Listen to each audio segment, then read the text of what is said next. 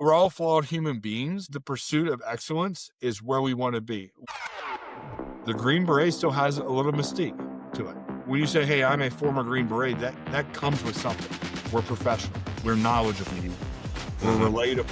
The way we connect with our students is not just how to pull the trigger, but also to give them that confidence in their new capability. We've been able to have positive impact in their everyday life. Find what your why is. Speaking to veterans that are getting out, I would say our service doesn't end. You sign that dotted line for your country. It doesn't end once you get out, but your why might. So pour into it, just like you did your service. This is the Relentless Pursuit of Winning podcast, where we are here to educate, equip, and inspire people to build extraordinary companies. We're so glad you're here. Don't forget to like, subscribe, and hit the bell so you can get updates every time we drop a new episode. Now, let's get it started. Hey guys, welcome to another episode of the Relentless Pursuit of Winning podcast. My name is Rick Meekins. I'm your host today, and in our studio, we have Marc Fitzwater. How are you today? I'm doing well. Appreciate the invite and appreciate the opportunity to be on your show, man. Man, I'm excited about this show. I mean, you're a fellow brother in arms. You kidding me? This is going to be awesome. Something, that's for sure. Right? Hey, folks, if you haven't done it already, please make sure you like, subscribe, and hit the bell so you can get updates every time we drop a new episode. And without further ado, let's get it started. Marc, let's do this. Let's talk about who you are and what you do and why you do what you do. Yeah.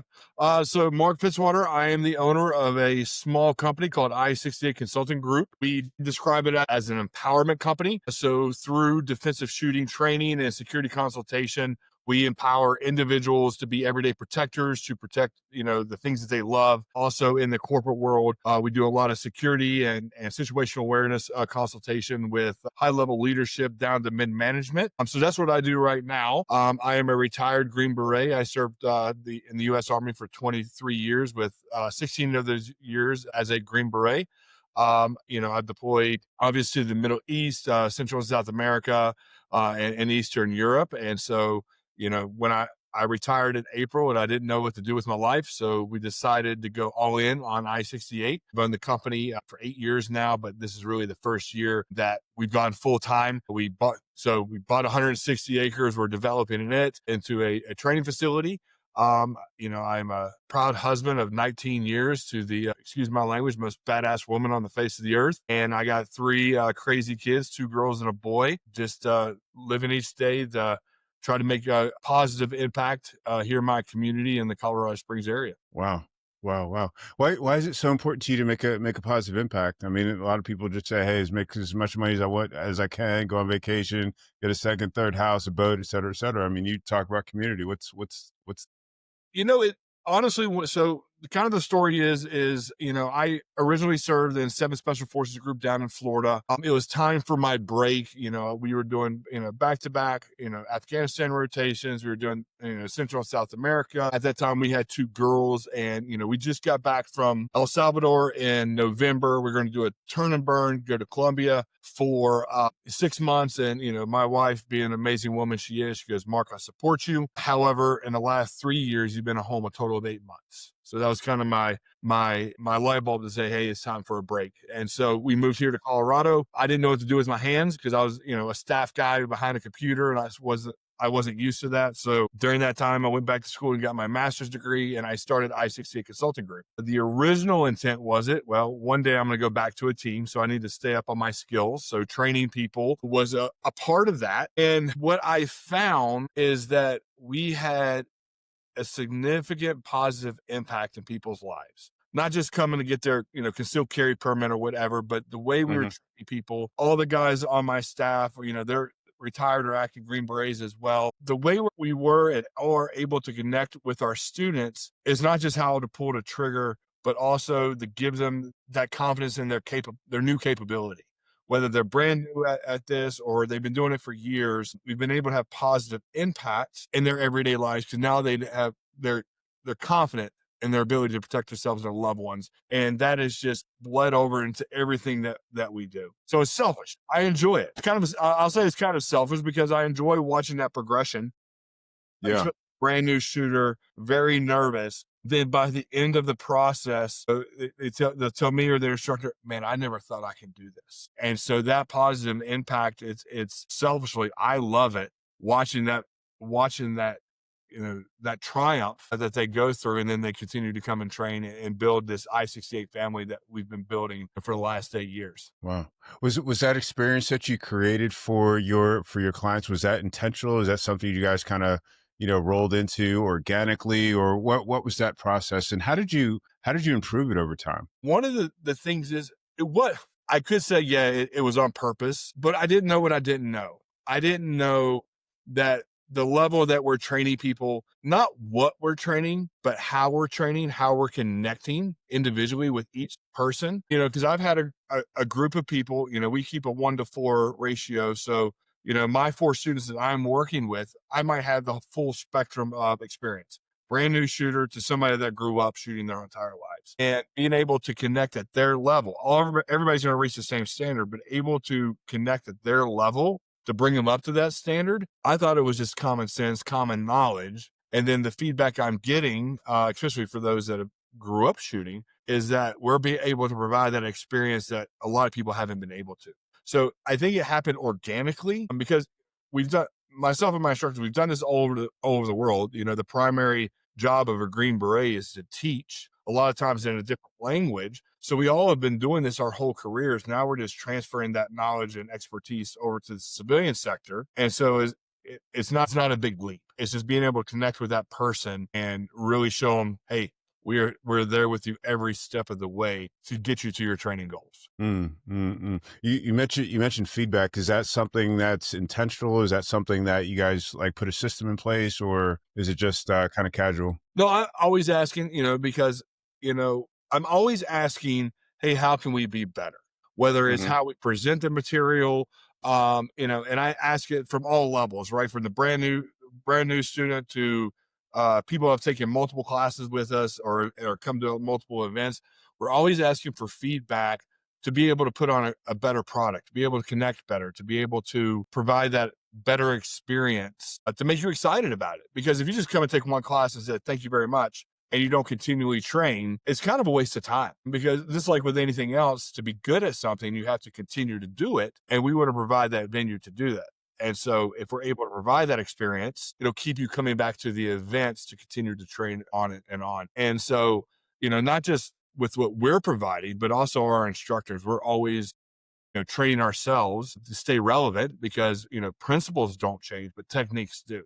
And so, we always want to be on the forefront of, what the new technique is and doesn't make sense based off our experience. We added it up. I think we added up, it was like 127 years of special operation experience, meaning we're a bunch of old broke guys. But we've done a lot of stuff and things, and so we're able to lean on that experience, but also at the same time, we can't be set in our ways, because Mm. everything changes so fast that we still have to. I have the guys that I study that are better than me, not just their techniques, but their teaching styles to different audiences, and so that is, as an owner, that's what I'm telling my guys, who are a bunch of old guys too. Hey, we've done a lot of great things, and yes, we have the credibility of because of who we were in our past careers, but we still have to continue to train ourselves and stay relevant in this fast changing industry. Yeah, yeah, absolutely, absolutely, absolutely. So you were in the military for a good part of your adult life, and you worked under rules and regulations, and you had to be here and there and all that good stuff. What was it like transitioning from being in the military to being in the civilian world? So for me, I've actually had a good experience. And I would say, at least within, Army Special Forces, yes, do we operate under rules and regulations 100%. But the beauty of Special Forces is that we had a lot of autonomy to figure stuff out. Hmm. I didn't come up with this. A friend of mine on another podcast, and I said this, and I 100% agree, is that the superpower of a Green Beret and a lot of special operations is the ability to figure it out. Okay. And so, because, we go, those guys go all over the world, work in different dynamic situations, whether it's out of the embassy to combat. And that really transitioned really well over to the entrepreneur, because I can say, hey, going and running a range, that's easy. I've been doing it for years and years and years. But running a business, I've never done that before. And so it's been a fun process. And I will also say is that during that year transition period where we, have to get all of our medical stuff and all that stuff done, we have a lot of free time on our hands. And I am very blessed to have had I-68 Consulting Group to keep my mind engaged, to keep me motivated to learn and to do this, which a lot of, transitioning veterans do not have. And so I 10 Special Forces Group where I retired out of. I can't say this enough, man. They supported me. They left me alone. I made sure I did what I was supposed to do. They supported me in everything, every facet, and so I can't say enough about that command team. My command, they did it right. That's awesome. That's awesome. I love that support. I love that support. Walk me through starting this business from, just the ideas like, hey, you know what, I think we can do this thing to building something. I mean, you're years later and you're doing this full time now. Yeah. So the original thought process was, hey, I'm going to train people because I'm going to go back to a special forces team. I'm going to deploy. I can't go back out of shape, and I better be able to shoot. So, at least those two skill sets, and then, get back in it from going from 2.5 to 3 years on a staff back to that physical command on a team. So that was really why it was started. And then again, as I was saying, the fact that we were able to connect, I was like, okay, I can continue to do this part-time. So for 7 years, I did it part-time, still while going, on training trips, TDYs, still deploying. I ran a part-time company. I always thought maybe I could do this full-time once I got out. That was always in the back of my mind, and I always worked towards that. And so with that said, my goal while I was in was to build a good foundation. So build a good reputation within the community and build, hey, this is a premier training company that you can come to get not only get high-end training, but be part of a community. That's extremely important. That's one of our whys, our external whys of the company. And so if I did decide once I retired to really launch, that strong foundation is there. That good reputation is there. People know who I am and who I-68 is. So I made sure during that process that we didn't grow too fast, because I didn't want to outrun our headlights. And we put out a garbage product, really. And so having that product that is high in standard, high experience was always is very important to me, especially during that time. So now that we've fully launched and we're fully in business, then now we can have at least a place to launch from. And so that's where we're kind of at right now, being this our first full year full-time in business. Awesome. How did you go about, did you guys start with a business plan, or was it just, kind of shooting from the hip? What was your process there? Well, for the first 2 years, I was shooting from the hip.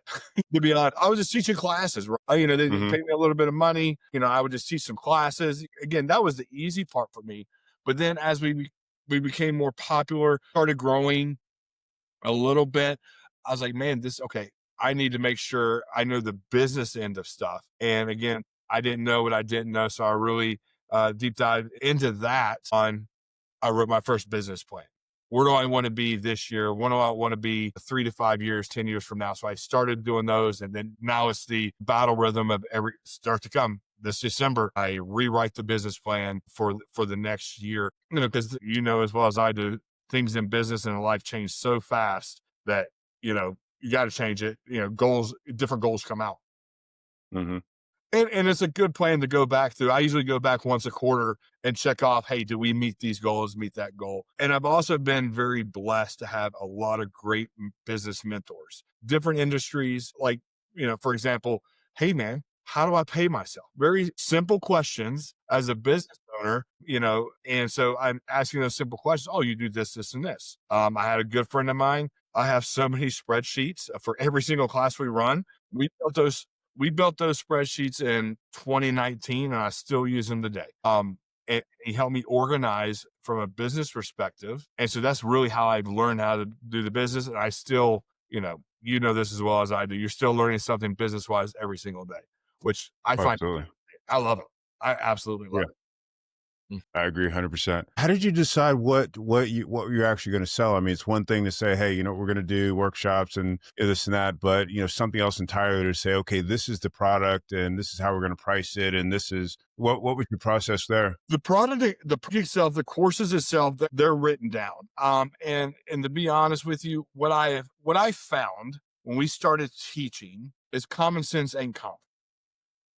So the training that myself and my guys have had all over these years, which is second nature to us, you know, very simple as how do you present the firearm and present your pistol. Even the guys that have been shooting, you know, I'm in Colorado, you know, everybody, we have a bunch of mountain men here and cowboys, but like when it comes to defensive shooting, the small stuff that myself and my instructors took for granted is Hmm. not common knowledge. So being able to get real granular with how we teach and what we teach was really, I think, sets us up apart from a lot of people because we've had all this experience.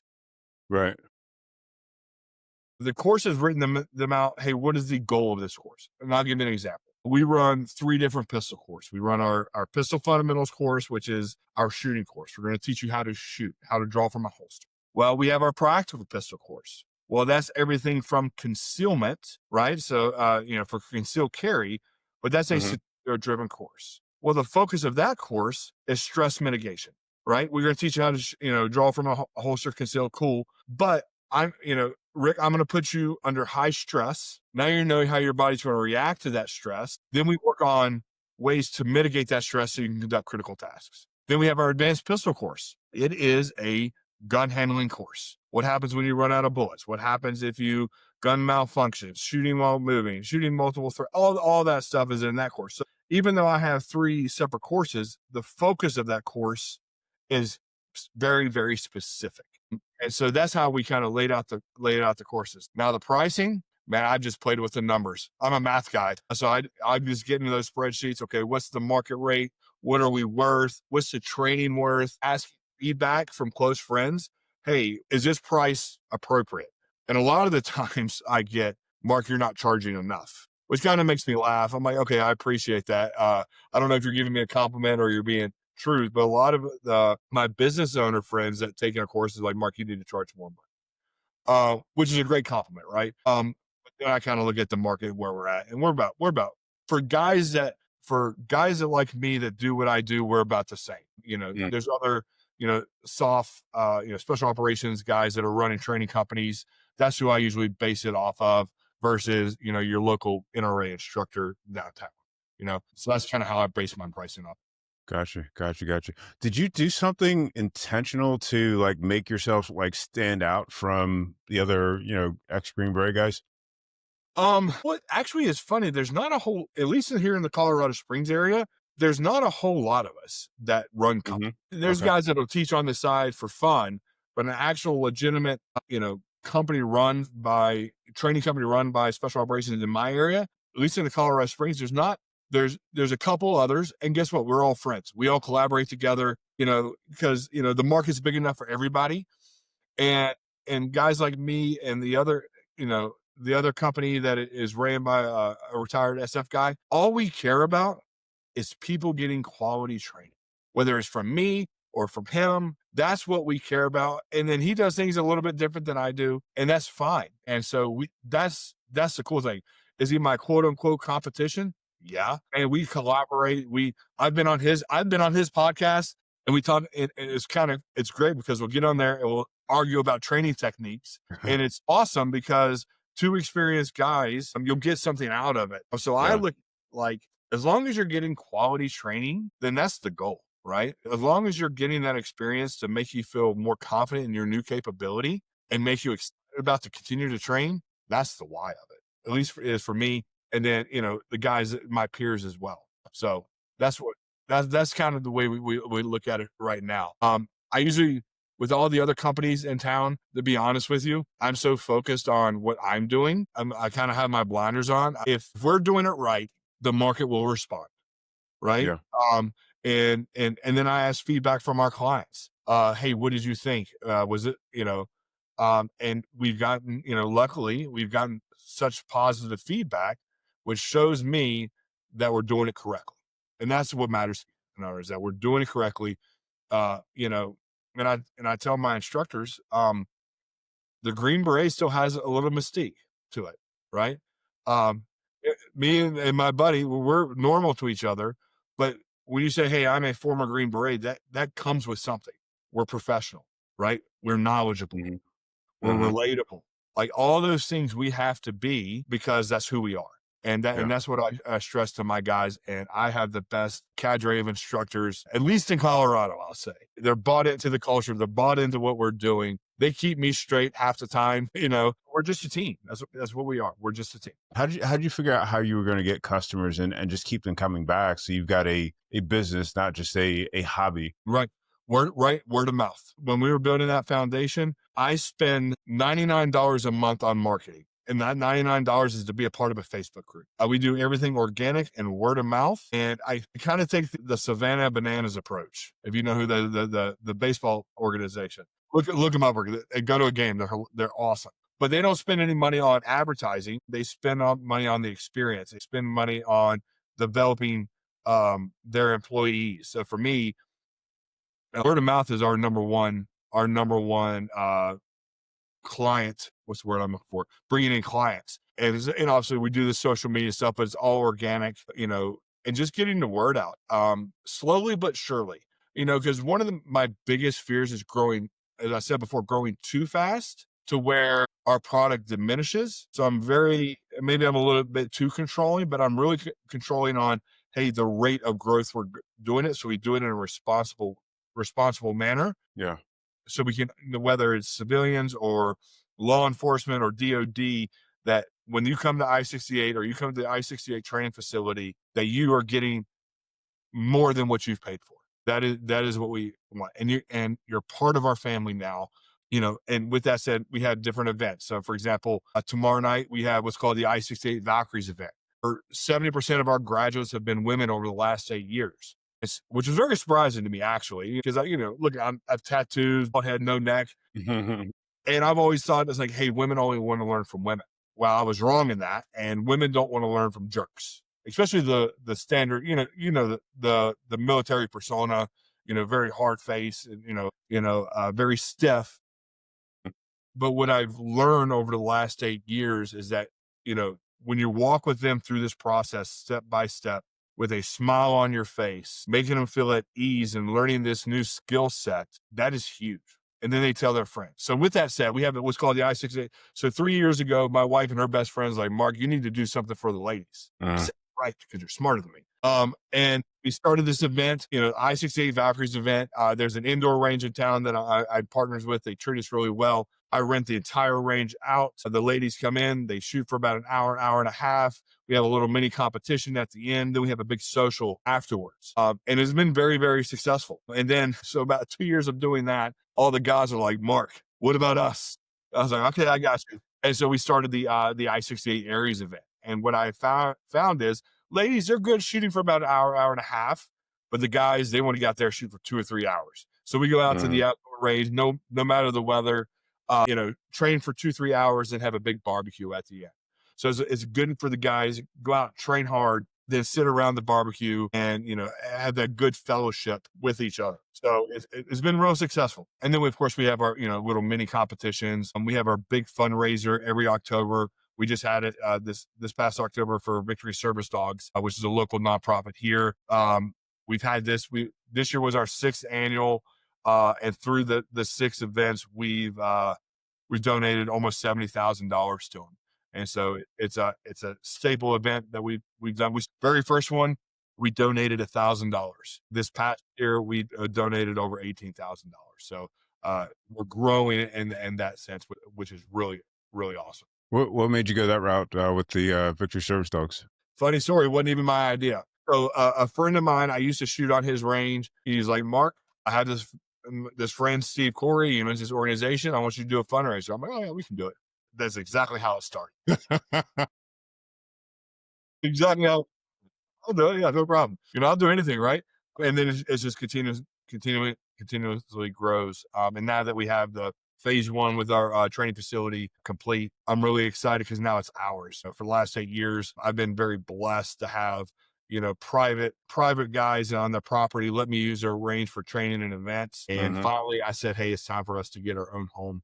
A lot of prayer went into it, and God just continues to bless me and bless the company. And so now that we have our own space, continually developing it, now I feel in 2026, we can really go full send on everything we're doing. Do you feel like getting your own space? You feel like that was something that God kind of led you to do, or is that something that was just kind of in your gut that you wanted to do, I or a knew it. combination of the The answer to that question is yes. two? I'm saying for about 3 years, I knew eventually if we were going to go full time with this, we would need our own space. And so I looked at properties for 2 or 3 years with a good friend of mine. And at the time, I had a really good deal of where we were training, great space. He let me use it for free. And again, God continued to bless us. But then, some circumstances happened. I was like, okay, let's start looking. This piece of property that I've been looking at for 2 years was for sale. 100, just shy of 160 acres facing Pikes Peak. And so, you know, I, it's funny. I talked to my wife about it. I basically had to give my wife a complete military brief on how we're going to pay for it. What's the phases of development, what I have to do for phases of development and for her to bless off on it. And, God bless her because she says, Mark, I believe in you. Let's do this. And talk about pressure though, right? Better Yeah. not. Well, but I will tell you this, it was extremely stressful because I bought the property last August, so August of 2024. Hmm. And then I had to go through all the bureaucracy of the planning commission in El Paso County here in Colorado Springs. And granted, highly professional organization, at least in my experience, but it was new. And so for 8 months, I had a piece of property. I had to pay a mortgage on it. I have to pay on it. So I have bills. This piece of property is not bringing revenue in, right? I'm still training at another place, but not at the capacity. And man, I'm talking about stress and worry. And so through my 10 deployments, through combat, I will tell you what, during that 8 months, I've never prayed more in my entire life. It's a fact. And every time that I was like, man, how am I going to pay the bills? I would sprinkle a little opportunity here, an opportunity there. And really, I really, at least in my faith, became so close to Jesus that now, because we're going into winter. This is our first winter going into, so I do not know how winter's going to go. Hmm. Plan, but it gets cold in Colorado. But at the same time, yes, am I stressed? 100%. I'm a business owner, but I'm not worried in any way, shape, or form. Opportunities come, some opportunities are won, some opportunities are lost, but things happen the way they're supposed to. As long as we continue to do it the right way, continue to give the glory to God, things are going to work out the way they're supposed to. Doors are open, doors are closed. I just got to keep my eyes open and ears open as well. So that's kind of the way I go through this, which helps a lot with the stress, so to Yeah. speak, a lot with the worry. But God, again, continues to put opportunities in front of us. Amazing. That's beautiful. That's beautiful. I'm curious. I'm curious about your leadership style. I mean, you've got a team of guys that are used to, I guess they're used to working with you or the type of environment that you work in. What is that like, as a team working together? I'm very lucky. I don't have an employee problem. I have, a cadre of of highly motivated, high performers of guys. So, um, it's amazing because I'm going to say, here's the intent, go do. All of them are fire and forget. Now, I will say this. I am very specific about the guys I bring onto the company because here in the Colorado Springs area, you can't throw a rock 25 yards and not hit a Green Beret. We have 10 Special Forces group here. And so I'm very specific on the guys that I bring on, the guys that mirror our values, that want to be here, that care about our culture, and most importantly, care about the impact we're having, care about the why of the company. And I'll give an example. So we're getting ready to do our big fundraiser, and it's an easy day, but there's a lot of different moving parts. So we come together as a meeting. Hey, this is what we're doing, and a lot of times, like, hey, here's the problem I'm facing, guys. Here's what I'm thinking. What do you think? And then I have 7 guys. They're going to give the opinion because they're just as experienced as I am, right? They've Hmm. done the same stuff as I am, but also at the same time, here's what I love about them. We'll argue it. We'll all argue it, right? This is what we should do. No, this is what should we do. And then finally I'll say, okay, this is what we're going to do. And they're like, cool. And then to the next thing, right? So I guess my leadership style is, I know what I'm good at. I know what I'm not good at. And I feel that, I guess this is a humble brag, I guess. I'm humble enough to know I should hear from all this experience, get that information, and then make that decision. And what I love about my guys even if they don't like the decision or don't agree with it, they roll with it, they rock it. And so, day of the event, and I've thanked them so many times. Day of event, I'm sitting back, they're rocking and rolling, and I get to do the owner stuff, right? I get to go and meet the people and say, "Hey, how are you?" I do all that quote unquote owner CEO type stuff, and I'm only able to do that because my guys they're just so amazing. Very lucky, you know. As I told, I have a lot of business mentors. If they're struggling and talking about struggling with employees, like, yeah, I don't have that problem. I can say go do, and they go do. And so, and my guys are just, and a lot of them are better at stuff than I am. I'll give you an example. I have an instructor, Sam, where we're getting ready to launch a shotgun for home defense course. Rick, I am not a shotgun guy. I have one, I know how to use it, but being able to teach it, that's not me. That's him. So I say, hey, build a course, let me see it, and you're going to be the primary instructor on it. I won't even touch it. Yeah, and so when we ran the beta course, he put me through the course. And so I give my guys, all of our classes are written, so they know the drill to do. This is the drill you will do, but how you teach that drill is on you, because my teaching style is going to be different than his. Right? Mm, Guidelines mhm. is 10, but I trust my guys. I trust them.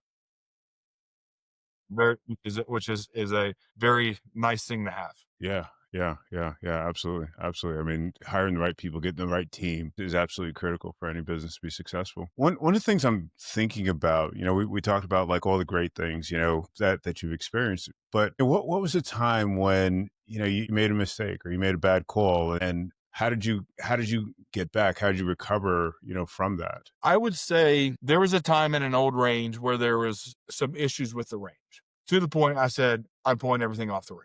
It was in a situation that I knew that I didn't want to be a part of, and I did not want my company to be a part of. And so I pulled all the stuff off the range. I'm not training there anymore. Now I'm like, and it wasn't a planned decision.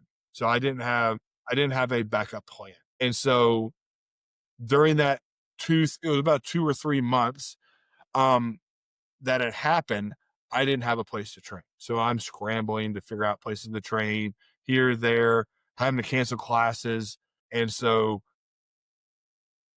with that said, that was a really rough time trying to figure out what that is. And then eventually that situation worked itself out and we were able to go. A bad decision was very beginning. We talked about pricing, right? I Hmm. didn't know what I didn't know. So pricing, like every class I was losing a ton of money because I was providing everything. I didn't do the math right. And then when my buddy, I was telling you, he sat down to do my spreadsheet, he's like, yeah, you're losing like $100 per person per class. Like you're doing charity. I said, "Oh."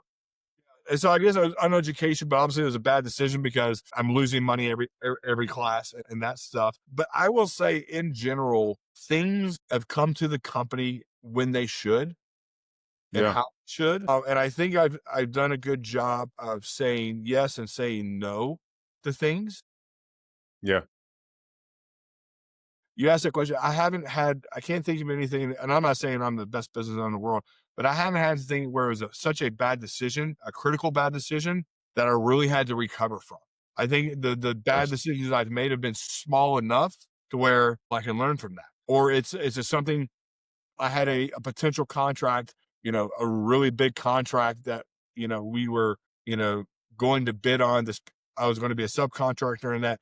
I probably spent 40 hours working the budget for it, the training plan curriculums for that, like Hmm. presenting, Hmm. um, and then it didn't happen.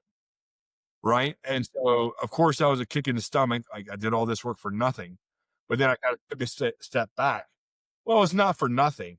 Now I learned a very valuable lesson on how this process works, and the process there. Now I can just, I can lean on that for future, which we're getting ready to do in 2026. And so those small decisions, whether good or bad, are always learning, and that's the way I kind of look at it. Nice, nice, nice. What are you most grateful for at this point? God's grace, and I know that's a Jesus juke, but really God's grace because I'm thankful for my guys. They're so supportive. Hmm. They take care of me. And I'll give you a very small example of it. We had our mini competition this past Sunday. And so we're all running around. I'm running around doing the thing. Did one of my instructors come up to me, hands me my water, was a Mark, I haven't seen you drink water all day. Small things. They take care of me. They really do. And I'm grateful for the community that use the term I-68 family on purpose. And that's what I truly believe they are. They come to the events, they see each other in public, they help each other outside of the range, outside the training venues. And so really thankful for them because I mean, this is the whole point of it, right? And their continued support. Like they're loyal. I tell them, I say, go train with other people. They're like, nope, we're only training with you. We're only training with not me, but our company. For sure. So I'm thankful for them because they're the reason we do it. And I love them because if we screw up, they're going to tell us, which, those are the people we want. Right. And then, to be honest with you, my wife is such a rock star. I'll tell you what, I met her in college and originally I was supposed to be a math teacher. I was Okay. supposed to be a math teacher, but I can see the connection. It makes total sense. degree. My bachelor's is in mathematics. I was going to be a math teacher. I was in college and I was getting pulled out of college to go to Iraq, and a bunch of Green Berets trained us for 2 weeks. I was in the National Guard. And then after that training, changed my whole world. I met that Green Beret. That's what I'm going to do. And then I met my wife. And of course, she's like, oh, what do you want to do after college? I said, I want to jump out of planes in foreign countries. I want to be a Green Beret. I don't know if I was that charming. I'm going to say I was. You were, man, definitely. That I was persistent, Rick. That's what it was. But she has been, and so I went to Iraq. She graduated college. I came back from Iraq, finished graduating college. We got married, and she has been with me through training for Special Forces selection, through the Special Forces qualification course, 3 kids, 10 deployments, moves. This I-68, babe, let's buy 160 acres. Let's go full. Like, I don't know when I'm going to pay myself, but this is what we're going to do. Her support and her brutal honesty has just been I'm just so blessed. I can't even articulate the words of the support she's given me has made me stronger. Whether it was deployed in Afghanistan or some other foreign country, I've been so blessed because all I had to do was worry about my job. I didn't have to worry about drama at home. She took care of everything. I haven't looked at a pay stub in 20 years. I don't even know how much money I make. She takes care of everything. And I get to focus on being, at the time, a good Green Beret. And now I get to focus on being a great entrepreneur, husband, and father. Wow. And she's a nurse now. But like her support is, everybody needs a Holly, is what I say. Everybody needs a wife like that. And so I can't say enough of her support and her belief in me. I can be arrogant, but the only reason any arrogance that come out is because I got a good woman that's behind me, pushing me to be better. Wow. That is absolutely beautiful. That's absolutely beautiful. Thank you so much for that. Last question for you. Somebody that's coming up after you, somebody that's, you're kind of mentoring through the internet, so to speak. What do you recommend to them? They're they've got that drive to win. They want to, achieve in life. What is that thing that you would recommend to them? I would always say, find what your why is.